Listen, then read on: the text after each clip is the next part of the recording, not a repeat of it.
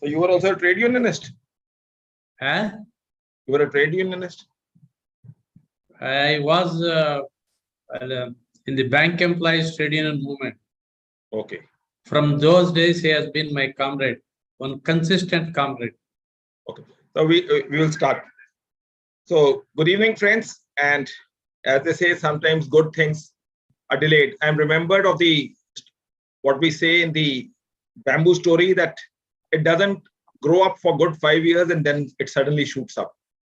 And it is contrary to today's date, when the topic is appointments, the duties and responsibilities, etc., to be discussed of the appointing authority.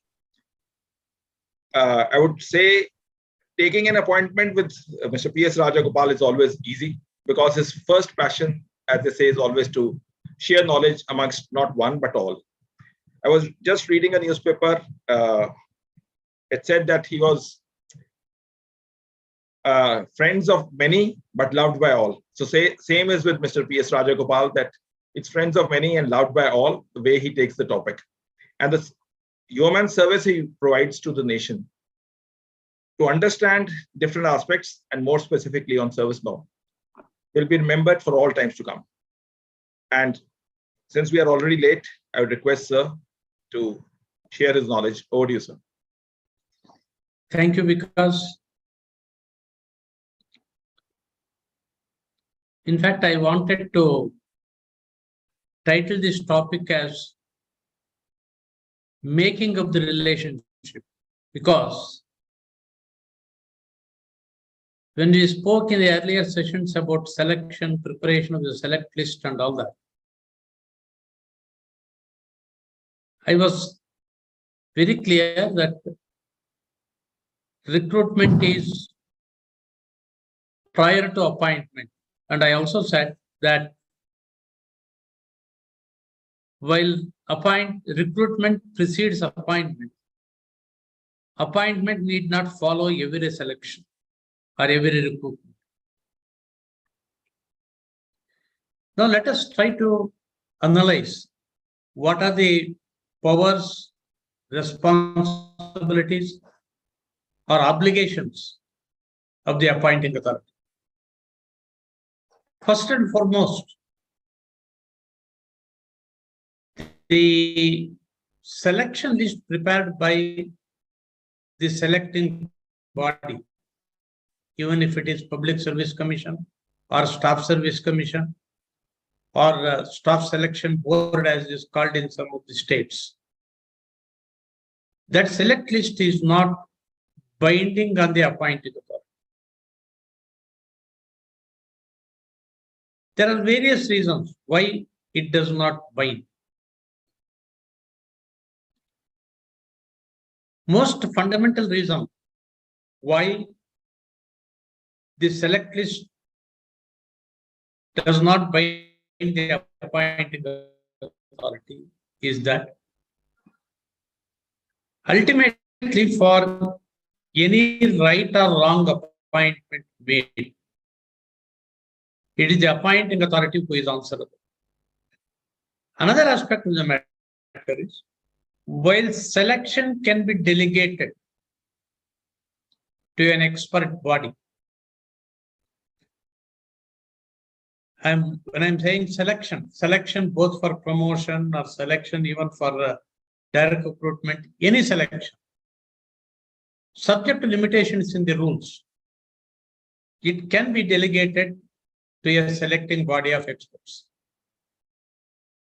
But appointment or making of appointment is a matter or is a power that can never be delegated. It is appointing authority and appointing authority alone who can make the appointment. Having regard to this ultimate responsibility and accountability for making the appointment, certain discretions to reject the select list or sometimes even to scrap the selection process itself and redo the selection process, they are all vested in the appointing authority. Because the burden on the appointing authority to ensure adherence to rule of law is non-negotiable. It is ultimate and absolute. Therefore, the first and foremost responsibility of the appointing authority, when a selection list comes to him, is to ensure whether select list has been prepared in accordance with applicable norms. And another important aspect is whether the selection has been made by a body which is authorized or which could be authorized to do so. Why I am using the second phrase, which could be authorized, is if the selection itself has been entrusted to an incompetent body, contrary to the rules or contrary to the constitutional norms, then that is a second opportunity for the appointing authority to look at it. Yes, I have received the select list. Whether entrustment of selection to that body itself was legal. The importance of this principle can be realized when we refer to the provisions regarding the appointment of district judges in the Constitution. Under Article 233, Governor is the appointing authority for the post of district judge.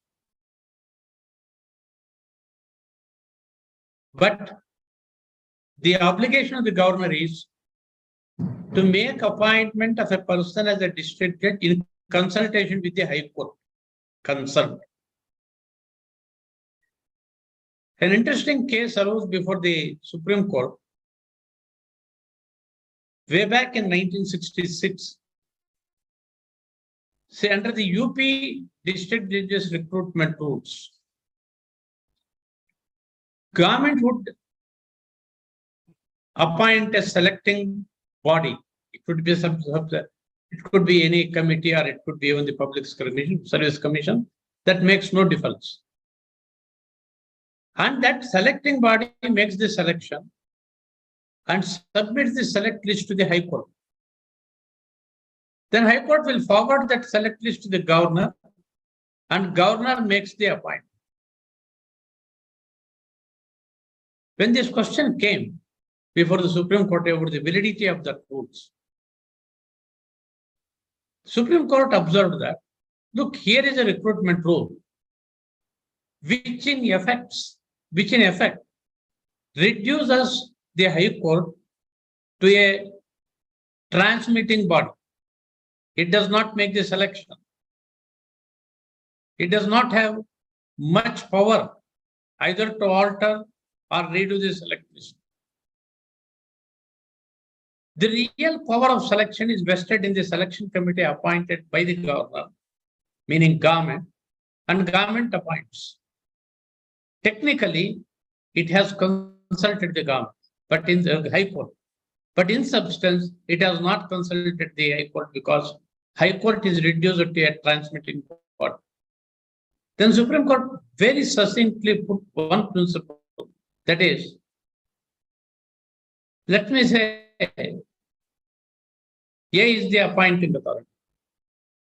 If A is empowered to appoint B in consultation with C, in that case, in consultation with the High Court, that principle of law can be violated in two ways.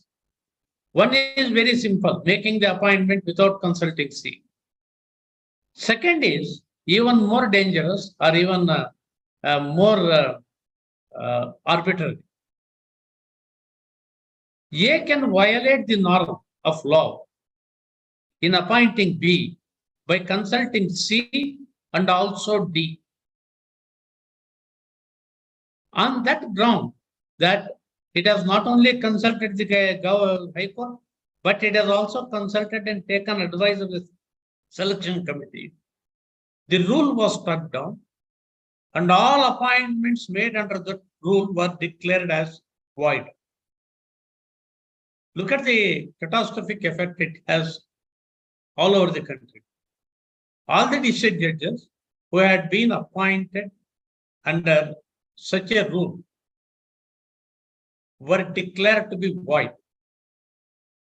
Then, of course, the constitution was amended by inserting Article 233 capital A, saving those appointments, and then every state changed the rules. And in most of the states, today the position is selection is also entrusted to the High Court itself, so that no third party intervention is there. High Court selects, draws up the select list, then forwards it to the government, and governor makes the appointment. Therefore, the first and foremost duty of the appointing authority before making an appointment is to cross-check and confirm whether recruitment rules have been followed, whether selection process stipulated in the rules have been followed, and whether the recruitment has been done in accordance with constitutional norms. Therefore, it is not only the rule book, it has to study the larger values of the Constitution also before making the appointment. If the answer that the appointing authority gets to any one of these three questions is in the negative, the appointing authority has power to reject the select list. Now, there are any number of declarations of law or any repeated declarations of law that select list is only a recommendation to the appointing authority. It is not a command. It is not a dictate. It is not a non-violable list submitted to the appointing authority for him to simply act on. Most of the select lists, they carry a label. Following is the list of candidates found suitable for appointment. 1, 2, 3, 4 in the order of merit. Of course, keeping in mind the reservation, all those things are included. But the real suitability for any public employment is not how many marks you secure, not what rank you got, not how intelligent you are, but more importantly, the suitability for holding a public office will have to be decided on several other factors. Most important of them, I may just give a short list. That is, what is his background? Whether he has been involved in any shady activities. Suppose an advocate is erudite, excellent, and very, very effective arguer of the cases. And performance in the court, if it is taken merit-wise, he must stand number one. Whether he would be eligible or suitable to be appointed as a judge, whether it is High Court or whether it is of District Court or whether it is of Civil Court or Criminal Court. If he has or if he had some shady association with certain characters who are smeared with label of criminality. That is one part. Another part is whether every such association of a candidate would disqualify him. Therefore, a balanced view has to be taken by background check of each candidate included in the select list. Whether he has any association with any banned organization, whether he had suffered any conviction in the criminal case or launching of a criminal case against him. All these which go to find out, go into the making of an opinion about the suitability is simply called antecedent verification or character verification. If the appointing authority on such verification comes to conclude that he is not a desirable candidate to be appointed, normally in the present day terms, it is called as vigilance clearance. Vigilance clearance or background clearance. This is an important thing that will have to be done by the appointing authority. Of course, these days in certain appointments, the matter has been taken to, this aspect of the matter has been taken to an extreme level. I hear rumors or murmurs, and normally these rumors will be true, that some candidate's appointment has been rejected on the ground that as an advocate he had appeared for a criminal. To put it in the mildest term, to say that an advocate becomes bad because he has appeared for a person whom the establishment thinks is bad is outrageous. Therefore, a balanced background check to serve the objective of having the most upright persons in public service is the responsibility of the appointing authority. If the background check is negative, then that candidate can be eliminated.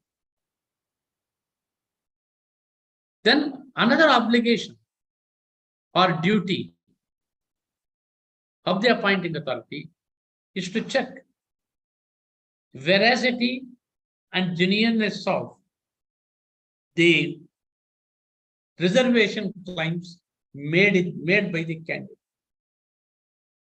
That is an aspect which normally is entrusted to specified agencies like the verification committees established by law by various state enactments. There are caste verification committees.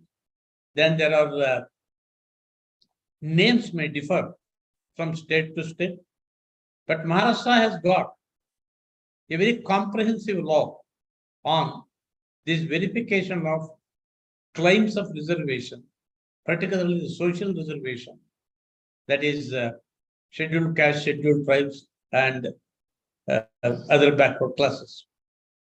If the designated authority does not confirm the caste or income claim of the candidate on the basis of which the candidate is selected, then the appointing authority is duty bound to reject his candidate. These are the individual cases. Then what is troubling the appointing authorities in the present day is the mass malpractices committed by the selection committees themselves. Of course, normally we blame the candidates. Look, he has been selected by fraud. But instances are not lacking, and in fact, these instances are many, where the selection committee is a party to the fraud. Even without the fraud, there are cases and cases where mass malpractices, mass copying would have occurred in the written examinations. Even that is a matter which the appointing authority will have to verify. In no state these days, these competitive examinations conducted to select candidates for civil services goes without an allegation of malpractice. There would be allegations. There are different ways of looking at these allegations. One view can be, look, after all, 1 out of 100 applicants get selected. Therefore, the non-selected candidates usually comply that the selection process is initiated. That is one way of looking at it. Another extreme is that saying that every complaint is true, then no recruitment can take place. Truth lies in between these two extremes. Sometimes by the tone, tenor, and the reaction in the society, appointing authority will be able to make out whether a case is called for investigation of allegations of malpractice or not. This malpractice is mind-boggling. Now with Bluetooth and all, I don't know how an honest, fair examination is ever conducted. I am told now the things have gone to such an extent that even dress code for the examinations, which was never heard of in the past. Dress code for the examinations. In fact, I used to take the competitive examination, that is a certified associate of Indian Institute of Bankers and all that. The exam would start at 7 o'clock in the morning. Think of a person attending the examinations in November in Delhi at 7 a.m. in the morning. He cannot stir out of the room without 3 or 4 sweaters on his body. Particularly if he is a person from outside Delhi who has gone to North India for the first time. I have suffered that. Or I have enjoyed it in retrospect. Because once the suffering is over, you feel, well, how pleasant it was. It was a challenge, I made success. Now you look at the dress code. You cannot wear shoes and go to the examination. Barest the minimum dress you have to wear. Then the supervisory or invigilating staff, they will have to check whether you are carrying a mobile or whether you are carrying Bluetooth. I simply do not know what is the difference between a Bluetooth and a earplug, because I have never used Bluetooth, nor I have used any earplug. But my colleagues who are younger in age, they are experts in using this Bluetooth and all. If some case comes where I have to argue about the Bluetooth malpractice in the examination, I have to ask my colleague, Jayant, please tell me what is this Bluetooth, and or Ashwini, please tell me what is this Bluetooth thing and how the answers can be got from outside by using a Bluetooth. Several devices have come which would aid the malpractice in the exam. When some complaint of malpractice comes to the notice of the appointing authority, after a inquiry, I won't use the word thorough inquiry, because thorough inquiry, if we take in our country, thorough inquiry means launch and file an FIR, have the investigation completed, file a charge sheet, then see whether they are convicted. All these will take decades, and the appointment process cannot wait till then. Therefore, have a credible, quick inquiry. If that inquiry reveals there are malpractices, the next responsibility of the appointing authority is to find out whether the malpractice is localized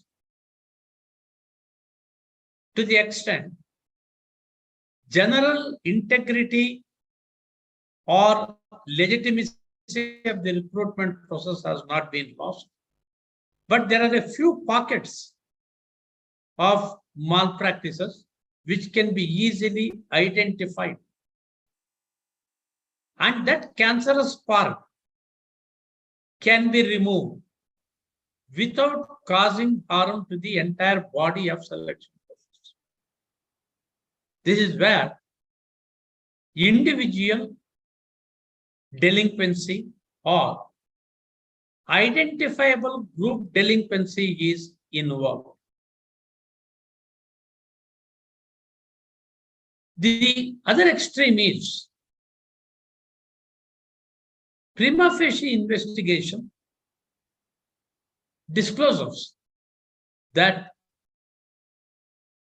there are cases of mass copy, maybe not in every examination center, but in substantial number of centers. Substantial, when I am using the word substantial in relation to the recruitment process, it is not majority.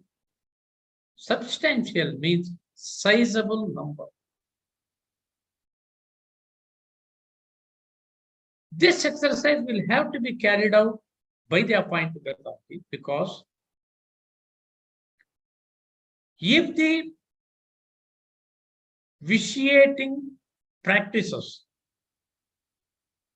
are widespread, which are such that the legitimacy of the recruitment process is lost, then appointing authority has not only the power to cancel the select list and go for fresh selection, but he has a duty to do so. Because in a democracy, there is no power without a corresponding duty. The appointing authority does not have any prerogative. He has rights, powers, duties, and obligations. The Supreme Court in Sankarshan Das case said inclusion in the select list does not give an indefeasible right to be appointed. If certain number of vacancies are notified, there is no obligation on the appointing authority to fill up all or any of the vacancies. Mark the word, any of the vacancies. In another chapter, the Supreme Court said, select list is only giving you eligibility to be considered by the appointing authority for being appointed in accordance with the order of merit indicated in that select list. Meaning thereby, the appointing authority, after looking at the select list, after investigating into relevant factors, he may cancel the entire select list, or he may even scrap a part of it.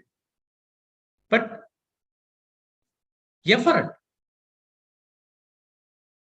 Let us remember this. While the appointing authority has got a power to disagree with the list and throw the list to dustbin, he cannot arbitrarily throw it into the dustbin. He has to be reasonable. He has to be fair. And the decision of the appointing authority either to order, retest, or to order that the operation of the select list be limited to this extent and not beyond. It cannot be without reason. It has to be reason, it has to be legitimate, and it has to answer the test of proportionality. Now, there are cases and cases and cases where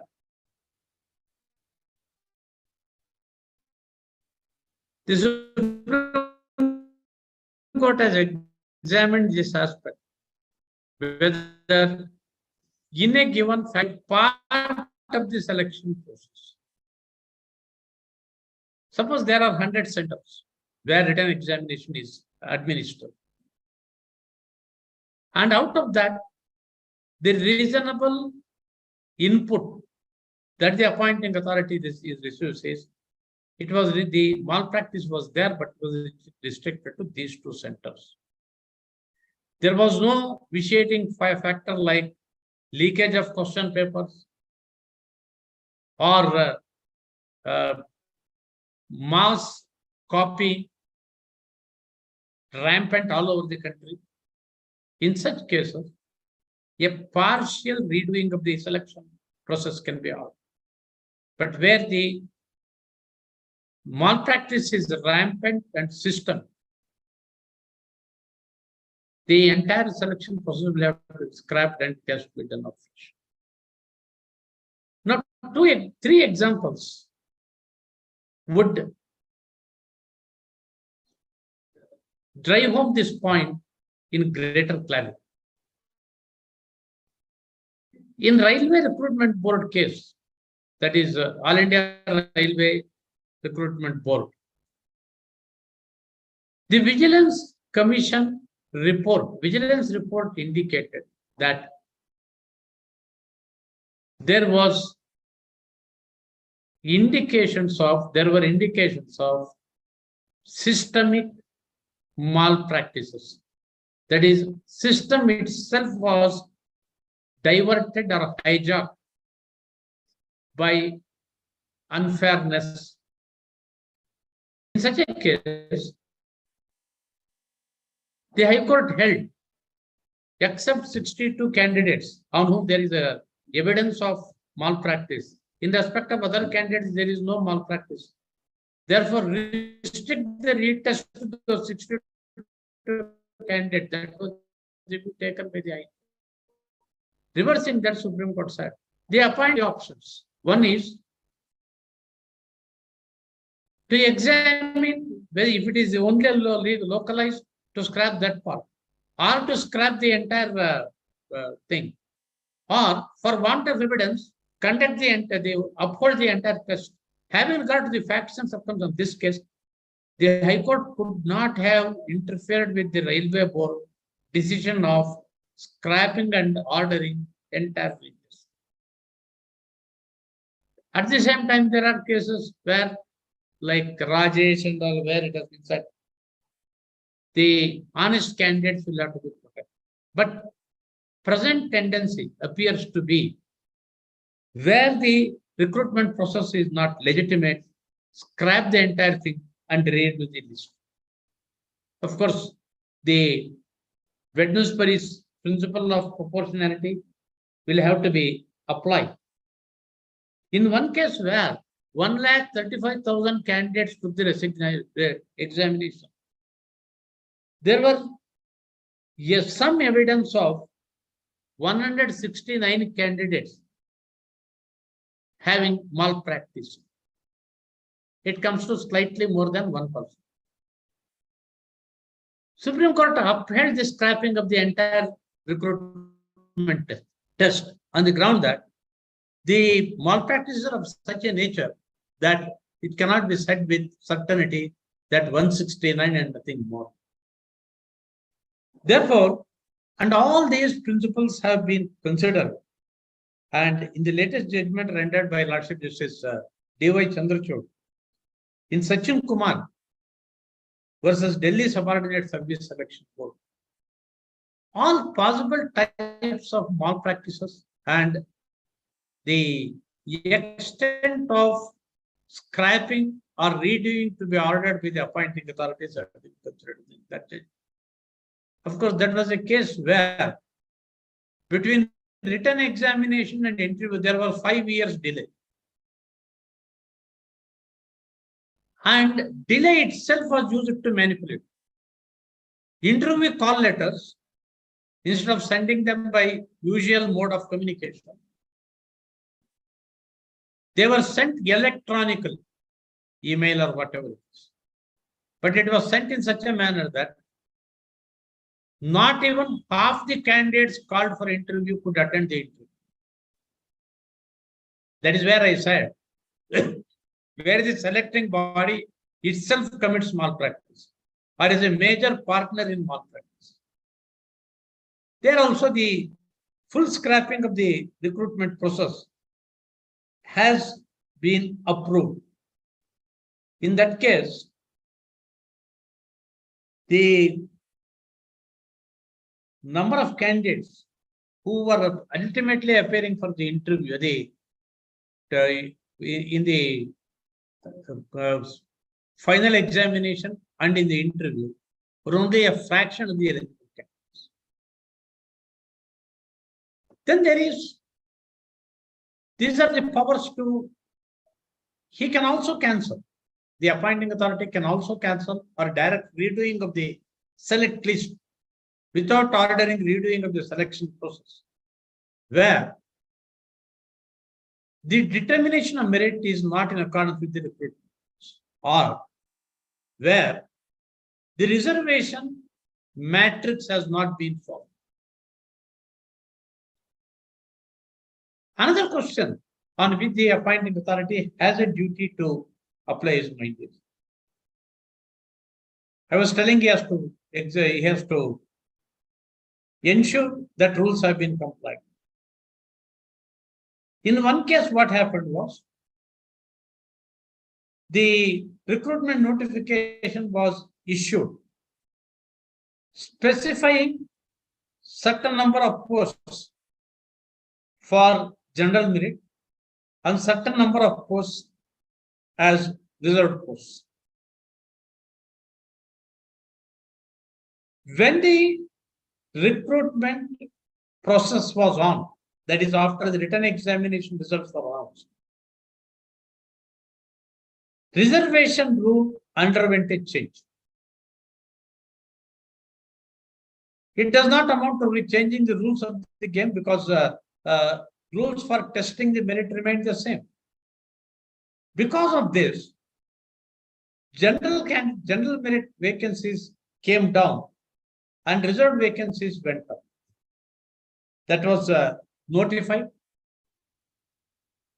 and there was no stay. So the selection process went on. Select list was drawn up, subject to this one. Ultimately, the change in reservation was upheld,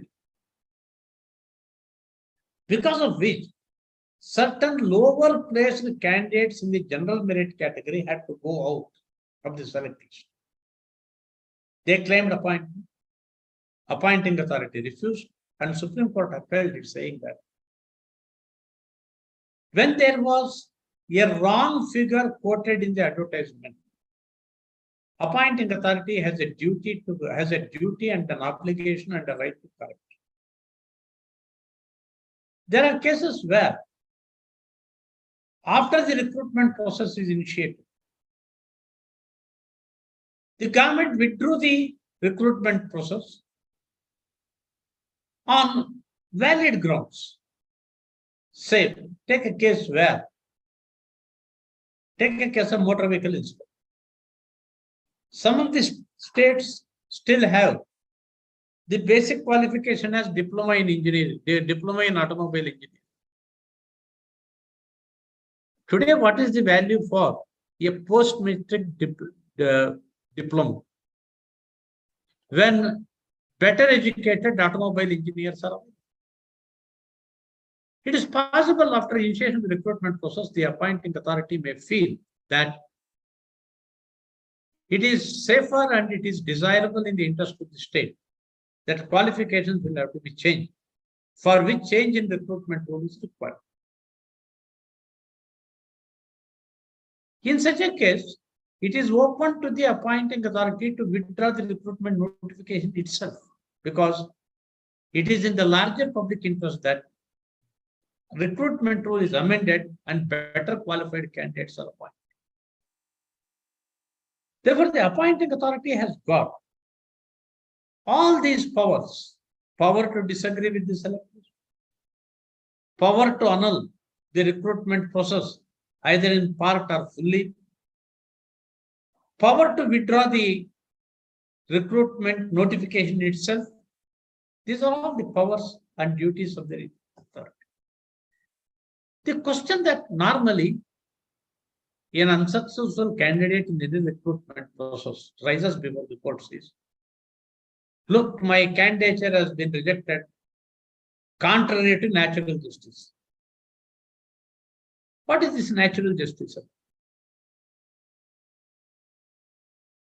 Where it is individual delinquency, like one candidate being charged of using unfair means in the examination, or he being favored by an examiner, or he being given certain altered marks in the interview.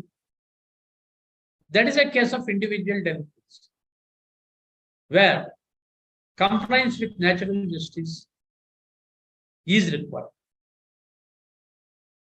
But in a case where there is mass-scale rampant malpractice, the consistent view of the courts is that natural justice is not attractive. This is for the reason that while natural justice is a part of fairness, natural justice is also circumstance dependent. Please look at it from this angle also. A person in the select list, if he has no right to be appointed, or no absolute right to be appointed,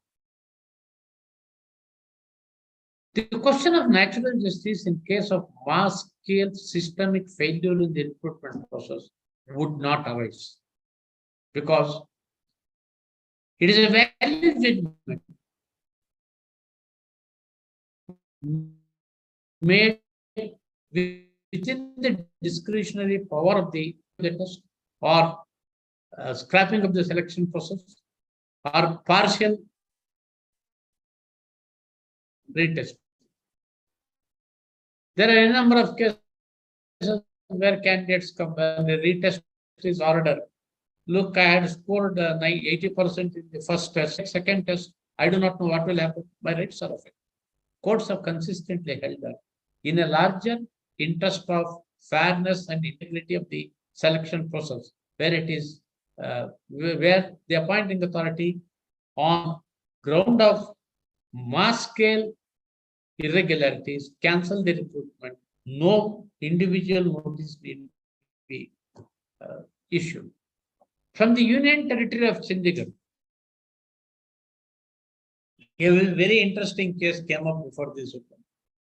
That is Union Territory of Chandigarh versus Dilbagh. Selection had been made by a selection committee. That selection list was scrapped, was not accepted by the Union Territory of Chandigarh, Union Territory administration. The question raised was, select list prepared by a selecting body cannot be scrapped without issuing notice and hearing the selection committee members. Supreme Court simply said, by submitting a select list, selection committee members do not acquire any right. Therefore, there is no need to hear. The natural justice, the argument of natural justice can go to laughable extent. The glorious example of that laughable extent is selection committee saying, I am aggrieved because my select list has been scrapped. without hearing. There cannot be a greater joke in the service jurisprudence, and it was rightly set at naught by the Supreme Court.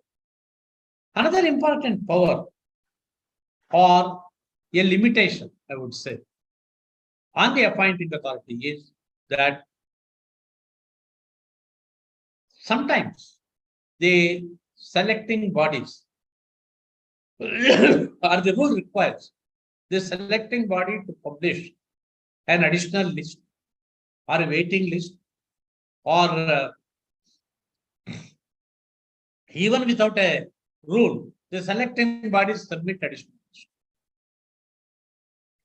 Yes, law says in certain circumstances, to a limited extent, stipulated by the rules, the waiting list can be offered. But most important aspect of the appointing authority has to bear in mind is that except where the rule permits, the power of the appointing authority ends. The power of appointing authority to appoint ends the moment notified number of posts are filled up. Vacancies arising after that, the select list cannot be used as a gold mine to be mining and mining and mining till later.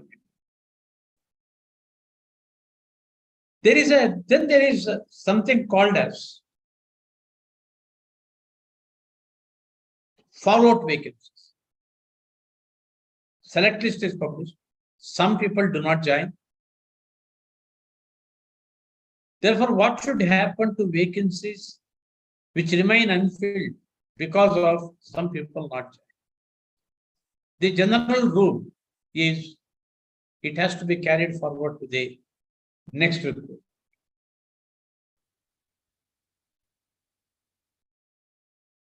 There are a few cases which give very interesting insights into power of the appointing. A very interesting case arose. Chancellor appointed one person as Vice Chancellor of a university after due selection by the search committee or whatever it is. After issuing the appointment order, because we should be grateful to this type of people whom we condemn as sadists or whom we condemn as sometimes busybodies. Somebody brought to the notice of the Chancellor. In the morning,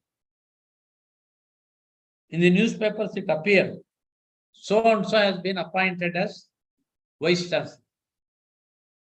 Same day afternoon, information was received by the Chancellor that there is an FIR pending against him in such and such a police station, which had serious implications about suitability of the candidate for appointment as Vice Chancellor. Appointment order had been issued. Immediately, the Chancellor withdrew the order of appointment. It was challenged, saying that once having found me fit, once having appointed me, the Chancellor could not have withdrawn my order of appointment without notice and without hearing me. Supreme Court answered it, saying the appointment had not come into effect yet. Before, unless you assume office pursuant to that order of appointment is not effective. And held, prior to the appointment coming into effect, the appointing authority has power to withdraw the order. In another case, an analogy was given. If after joining duties also, if the probationer can be discharged without notice, why not a person, why not a person's appointment be cancelled without hearing him before he joins? Therefore, my friends, the appointing authority has a wide spectrum duty.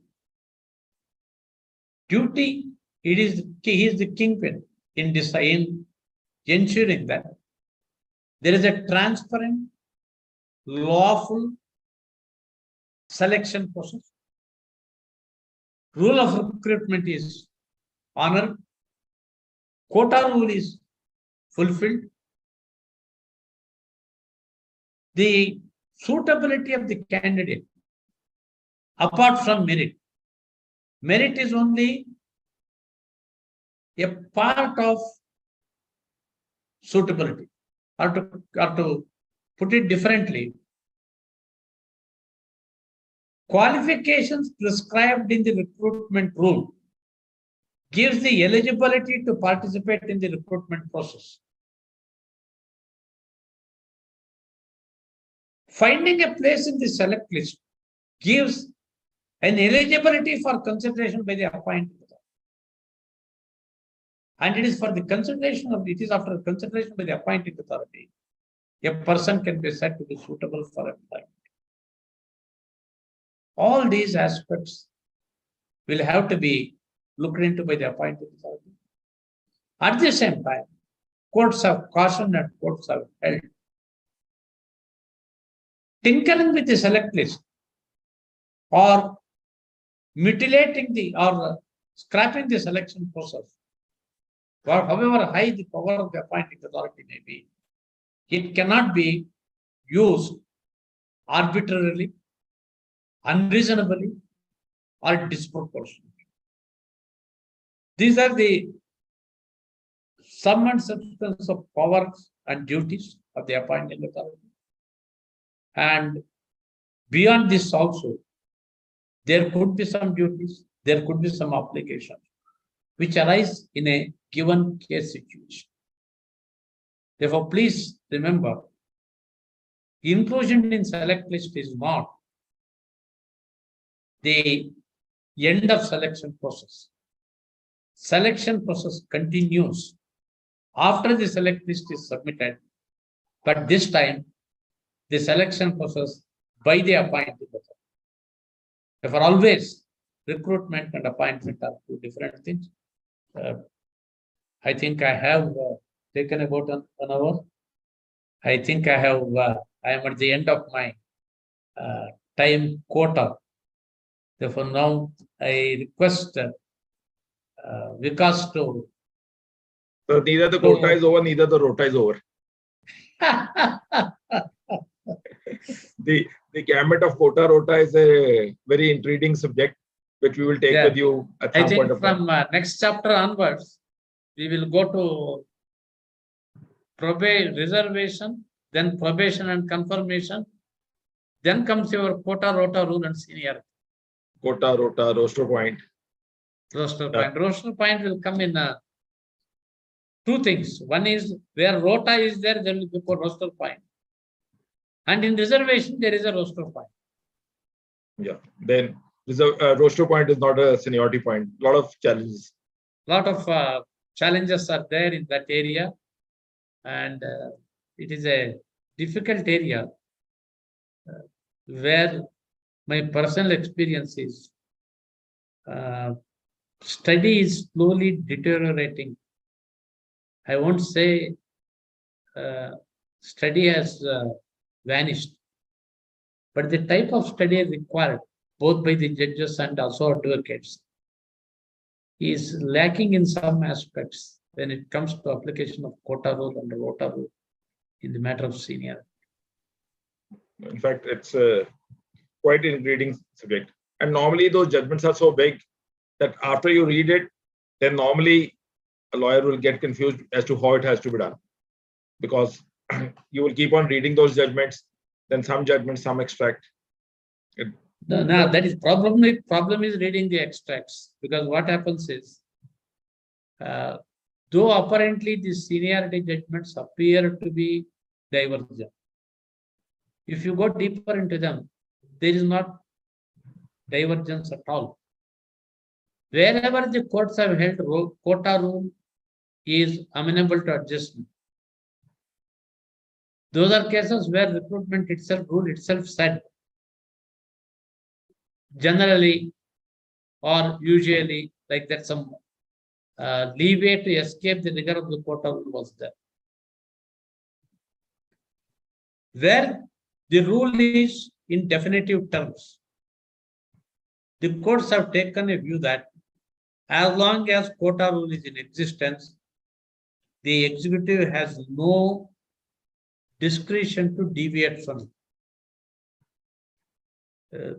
We will talk about that. I am only telling because don't have that impression that the judgments on seniority are vague. They are not vague at all. No, I'm not for a moment saying vague. I'm saying they're so this thing. So and They're confusing. No, not even confusing. I'm saying it is a hyperlinking. Let's assume we take Indra Sani. Indra Sani will take to Rajesh Gariyal. Rajesh Gariyal will take to you Saurabh Chaudhary. Saurabh Chaudhary will take to Lakshmi Narayan. And normally all judgments are minimum 50 pages. That is where we confuse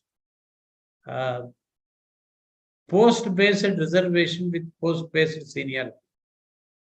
Please read Ajit Singh 2. Though the one aspect of Ajit Singh 2 was legislatively overruled by providing for consequential seniority. One important statement is made in Ajit Singh 2. That is, R.K.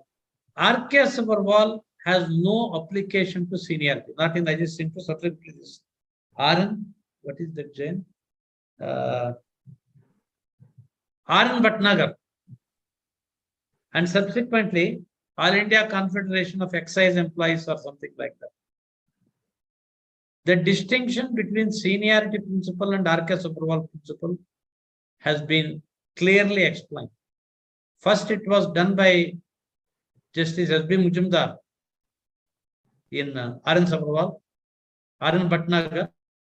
Subsequently, that view was affirmed by 3 judge benches in All India Federation of Excise, Central Excise Employees. But only thing is, by nature, those judgments are lengthy and present day tendency is not to find time to read. I am deliberately using the word not to find time to read because we want everything on a platter. We are taking fee also, so therefore we have to read. I will just tell a friend of mine, he had a restaurant. So he used to make Indian food. But he said now we all get Chinese and fast food service. I said that's the way of life. We all have switched over from 2 hours cooking to 2 minutes. Same as with the everything. And yes, that's why exactly. Even on the YouTube, you will find that the video of 1 or 2 hours will not be picked up. But 1 minute capsules will always do well. Rather than going for an exercise, one will say, why not have some capsule which can actually deliver the results? We will keep on taking these questions. Meanwhile, Stephen says, in a case of Tata Memorial Center, CAG report says irregularities in the appointment of 5 directors at its units. Tata Memorial is a grant and aid school. What action can be initiated in this case? So firstly, CAG report cannot be a definitive material to take any action because CAG report is after all an audit report. Maybe he is a constitutionally appointed auditor, but auditor remains an auditor. It is subject to debate in the concerned legislature, where the concerned department also will be having an opportunity to submit its reply, and then the legislature comes to conclude whether any action is required or not. So suppose an appointment in a granting aid institution is contrary to legal norms because of the grant given, the employer, the government will be able to initiate the action required, treating it as if it is a government body. But when it comes to granting aid employees, usually the rules stipulate their service conditions will be in parameteria with or on par with the similarly ranked or similar employees of the government. Therefore, power to act against them is available. The director, suppose his term has expired, nothing can be done. Like our civil service rules, where they say, before, if some misconduct has occurred, more than 4 years anterior to the date of retirement, nothing can be done. No action can be taken. But nonetheless, if there is any criminality in that, those can be prosecuted. Insofar as tenure appointments are concerned, where the tenure is over, all actions, if otherwise lawful, while in office, will have to be valid on the de facto theory, which was propounded by the Supreme Court in relation to a High Court judge, some Raju. There the High Court judge had remained a High Court judge even after his superannuation on the basis of a wrong date of birth. Gokaraj. In Gokaraj, this question arose. President determines the date of birth of the High Court judge in case of dispute. After 3 years, the president says, this man should have retired 3 years ago. You cannot retire him 3 years ago, you will retire him today only. In these 3 years, which he had no right to occupy the post, he would have passed various judgments. What happens to those judgments? They will be valid on de facto theory. De facto, he was working as a judge, and unless there is some other vitiating factor in that judgment cannot be honored. But there is an exception to this. That is provided by more modern transport. Regional Transport Authority grants permits for flying stage carriage vehicles. If, apart from questioning rejection or grant of permit, if the challenger has questioned the very appointment of the regional transport officer who is chairman of the RTA and has sought a co-warranto, along with the co-warranto, if the co-warranto is issued, not only he goes, but his questioned action will also. Therefore, the de facto theory would operate in all these cases, both administrative as also quasi-judicial and judicial, where the decision has not been challenged on the ground that he was disqualified from holding the post. The judgments will be valid, the decisions will be valid. There are a number of cases where Vice Chancellor's appointments have been held to be bad after he demitted office. Of course, such academic exercises normally should not be gone into, that is the law. But sometimes they are gone into to lay down a law.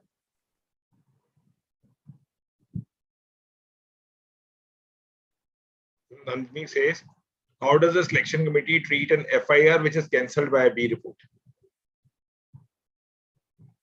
So B report is not the end of civil liability. B report only means that there is not enough evidence to prosecute. While dealing with such situations, courts have always made a distinction between a select list which has not been operated, a select list which has been operated and appointments have been made. As it happened in your Punjab Public Service Commission cases, where appointments have not been made, the selection list goes. But where appointments have been made, Supreme Court made a distinction and said that you cannot annul these appointments except where there is an individual delinquency.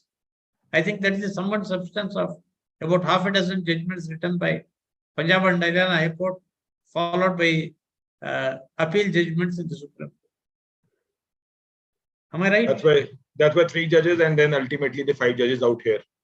The judgment was penned down here by Justice Ritu Bari, where they segregated it.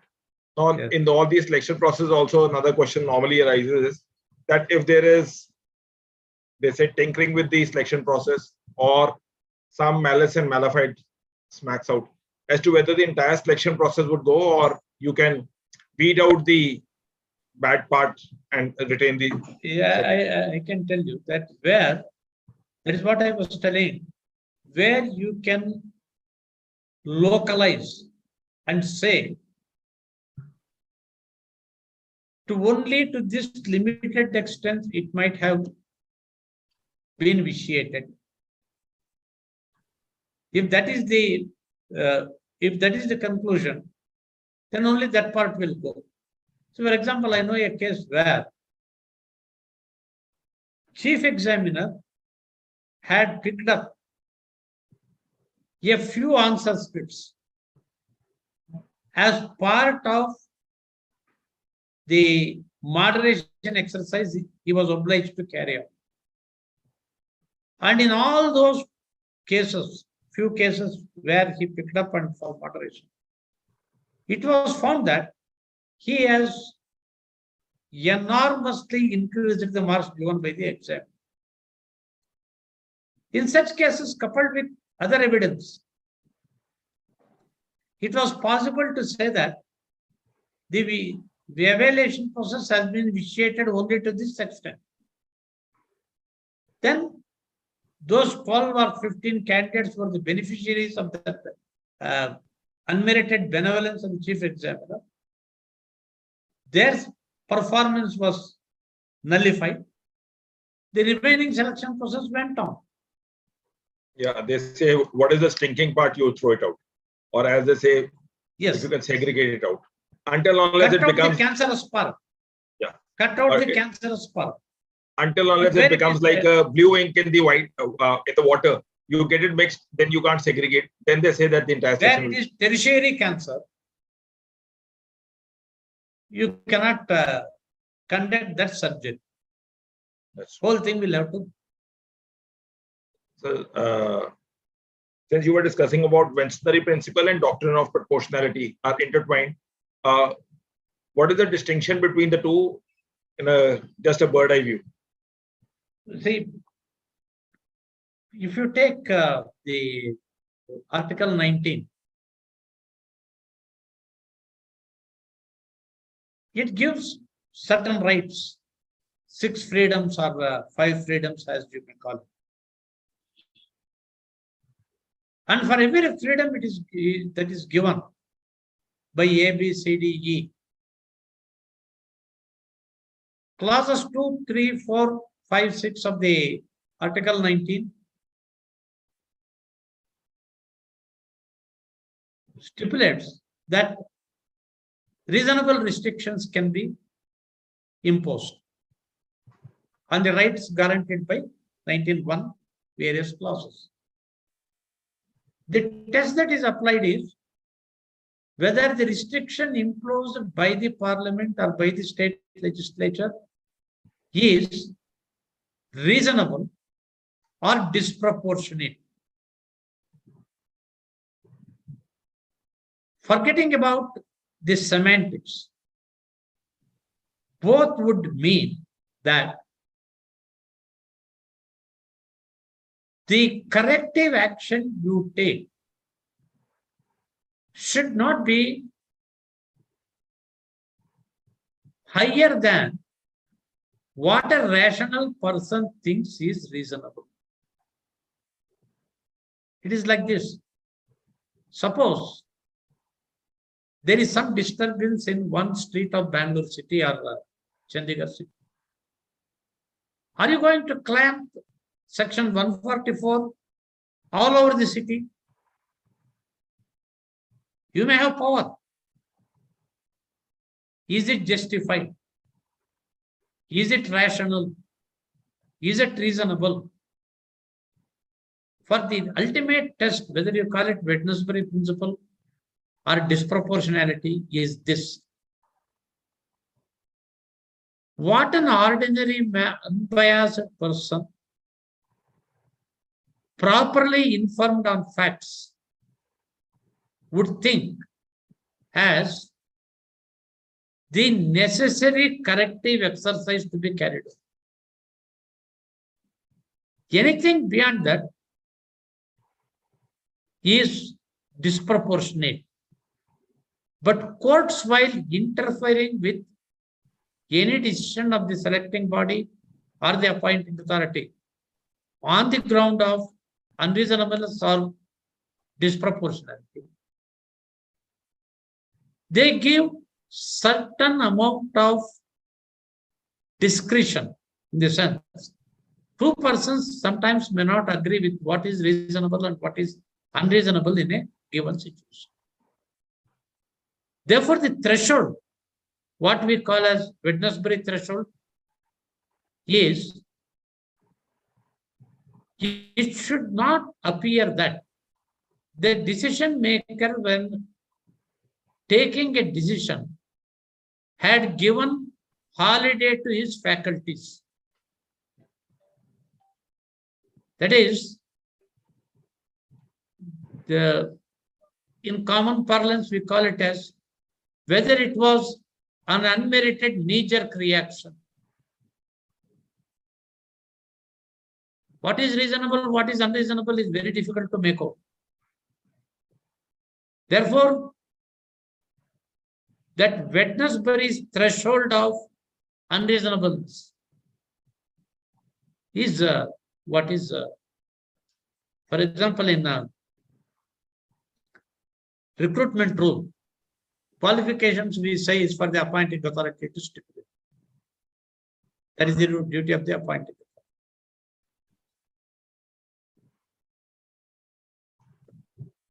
When he so stipulates, when can the court interfere? In one judgment, it is said, suppose for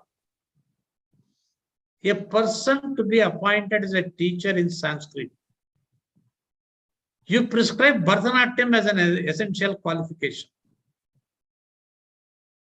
then it is patently unreasonable. And second sentence is more dangerous.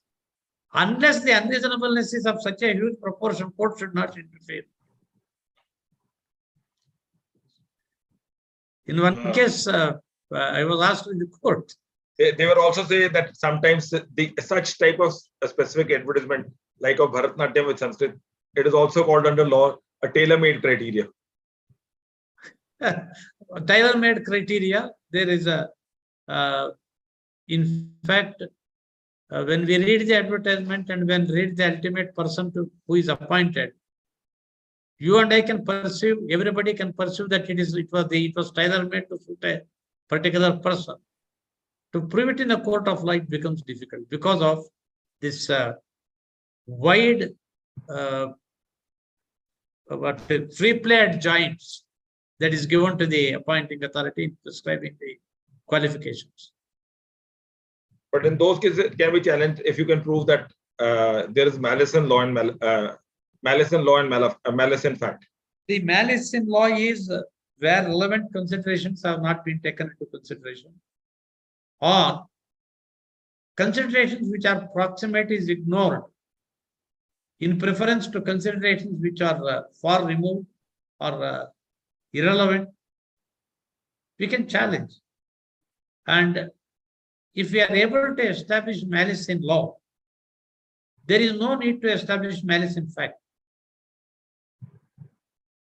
If we depend on malice in fact, it is a difficult thing to prove. But malice in law is also called as fraud on power. For that, reference may be made to State of Mysore versus P.R. Kulkarni, which dealt with promotion and interstate seniority list, allottees to the new state and all that. Malice in law sometimes is easier to establish, or it can be established. Malice in fact is always a difficult proposition because no bribe is taken by checks in this country.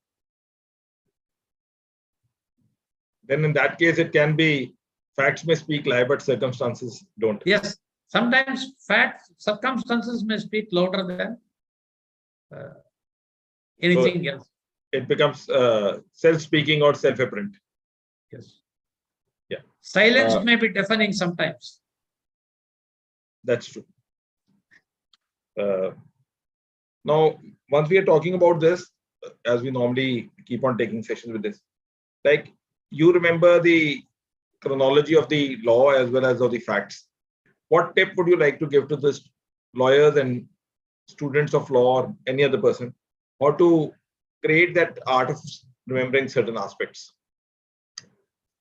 There is nothing special about it.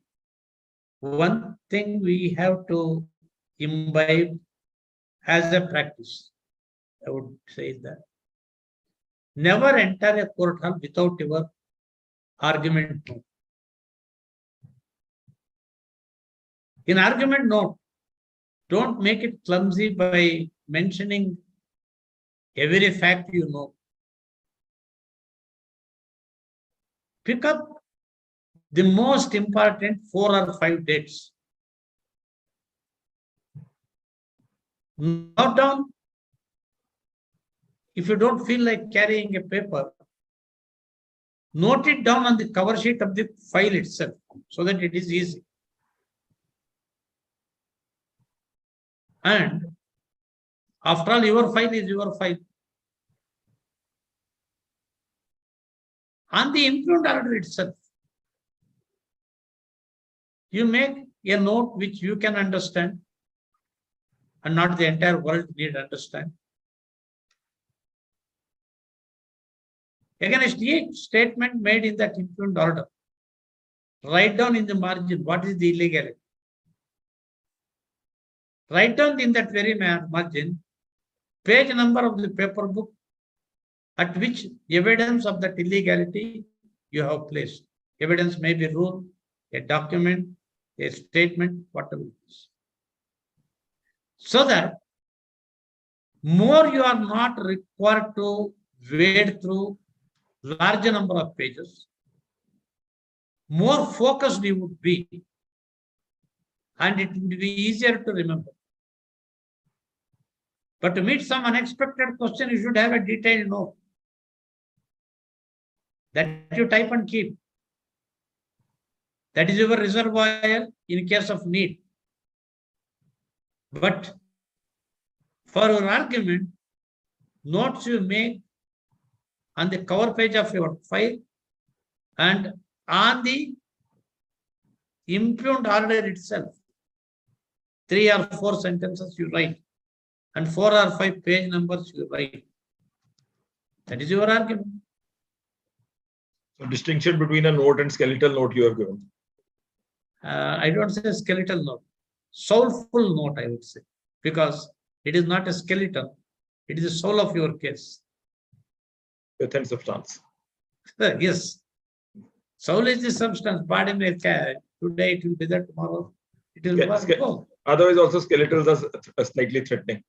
Yes, skeletons are threatening. So I have a more pleasant word, soul.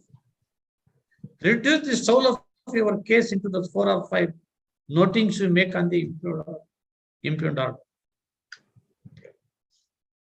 So this is a malpractice which is proved against a student who takes a job later as a government servant, and the facts comes to a light after several years, what action can be taken? He can be removed. But of course, then you'll have to follow the principles of natural justice because he has already been appointed. If the origin of his appointment is seeped in fraud, no amount of subsequent events will save the appointment. Mamta Mohanty. Order bad in inception does not get sanctified by subsequent events. Or as Justice Vijindar put it in Ashwini Kumar's case, confirmation of an appointee who has no right to the post is like decorating a stillborn baby.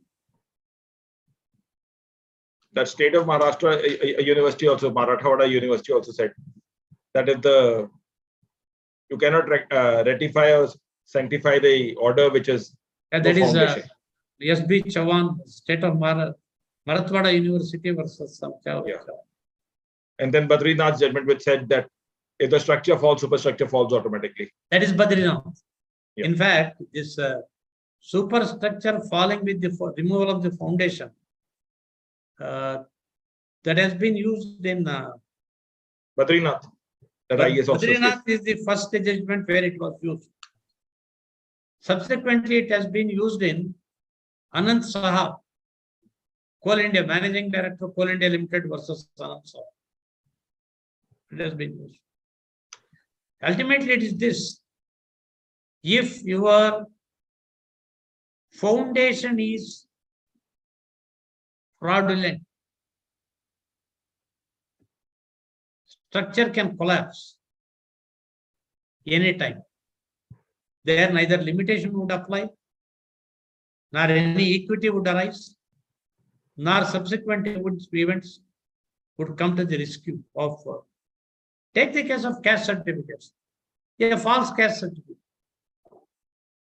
On the basis of it, employment is enjoyed for one lifetime. He retires. After retirement, also proceedings can be initiated and the pension can be stopped. Fraud unravels everything. Fraud vitiates everything. Just judgment of Justice Kuldeep Singh, 94. 90. So this is by Puja, by selection authority, though they make a medical board, and we are selected in the final list based on the report. After that, no one questioned and challenged, and no direction or High Court appointment. This question is likely. I could not quite understand the question. So that's what I'm saying. I also tried to understand, but no direction of the High Court, the appointing authority, remedial again by same board, and same board gave a different report. Probably means to say that she means to say that once the medical board had made a report and recommended the final list, and thereafter the appointing authority again makes another board, and the second board gives a different report, then what action can be taken? If the appointment of second board could be established to be unwarranted, then the procedure can be pursued. But ultimately, if the physical fitness norm stipulated in the rules is lacking, there is no right to appointment. In one case in the Supreme Court, decided case, it happened. The matter was referred to the second medical board. Contention was that constitution of second, at the time of second medical board, the employee had some physical disabilities. Therefore, it is not proper to rely on the second board. Then the Supreme Court said, after being satisfied that at the time second board was constituted, he had some disabilities, it appointed a third medical board, got the report, and then it was upheld. Therefore, what remedy you can take, it depends on actual facts of the case. Suppose there are a number of cases where second medical board reference is made. If the reasonable apprehension is there, either in favor of the employee candidate or against him, that is the first medical board was not, I don't say either not properly constituted or not properly appointed. The second medical board is not a taboo. It is not like a quasi-judicial judgment. If a candidate wants re-evaluation as a right, sometimes the appointing authority may also feel that re-evaluation of the physical fitness is a necessity. Yes, sir. So that's for the good for the day, and it's always a pleasure connecting with you. And tomorrow, friends, we will be having a session on how to crack the EOR exam. That is by Dr. Charu Mathur, an advocate on record, plus a lawyer in the Supreme Court. Do stay connected with us at 6 p.m. And Mr. Rajagopal's session, we will stay tuned with us. We will come up with the 5th part of this thing. And it's always a pleasure. And that too, keeping him tied up for a pro bono purposes shows that his knowledge purpose is always good. Thank you, everyone. Stay safe. Stay blessed. Namaskar.